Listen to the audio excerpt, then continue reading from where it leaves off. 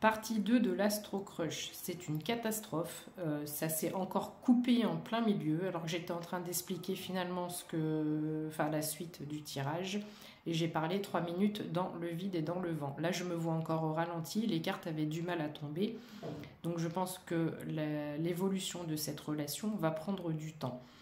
Je disais donc que toi, pour faire un résumé de la partie 1, tu avais trop de choses en tête, je pense que tu n'as pas digéré ta relation précédente, d'accord.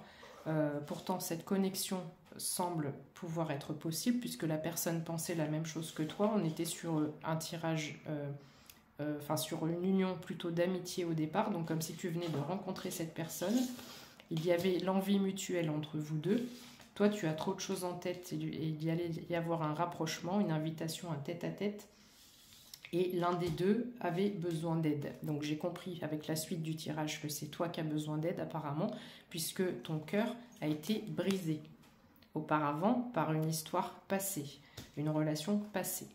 Donc je t'expliquais que avant d'essayer de te mettre en couple avec cette personne, tu devais absolument guérir tes blessures et guérir ton cœur, t'apporter de l'amour et être la première personne que tu aimes. Tu dois chérir ton cœur, prendre soin de toi.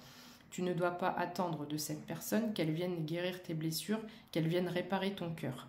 Tu dois réussir à être en symbiose, en harmonie, en paix avec toi-même. Tu dois réussir à être heureuse toute seule. Je dis heureuse parce que dans ce tirage, j'ai cru comprendre que c'est la féminine qui est blessée, qui a beaucoup trop de choses en tête et qui prend du recul, qui n'ose pas y aller, alors que l'envie est mutuelle.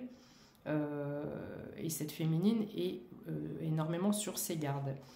Je pense que cet autre masculin, il est authentique, il est honnête, tu lui manques, il a de réels sentiments pour toi, il a cette réelle envie d'être avec toi. Mais c'est toi qui es bloqué apparemment dans cette situation. Je te disais que le signe du Capricorne était tombé, si ça peut éventuellement te donner une indication. Et enfin, on me disait que l'histoire était possible, à condition que tu lâches prise, que tu guérisses toutes tes blessures, que tu n'attendes pas que ce soit cet autre qui vienne le faire pour toi. Parce que si tu ne te guéris pas, si tu ne guéris pas ton cœur par toi-même, il y aura des failles dans cette union, dans cette relation.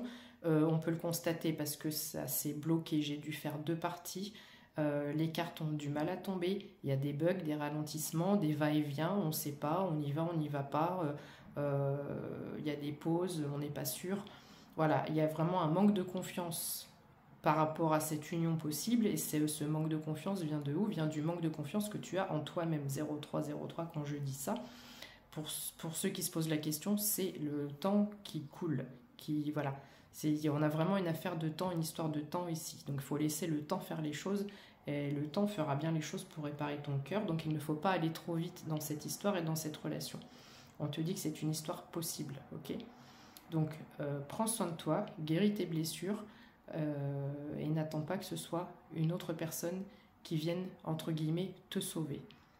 Parce que sinon il y aura toujours, oui c'est ça je voulais en venir ici, il y aura toujours des failles et tu vas toujours chercher à combler. Tu vas chercher chez l'autre, ça va être à l'autre de venir combler les failles, les manques et les choses qui ne vont pas à l'intérieur de toi.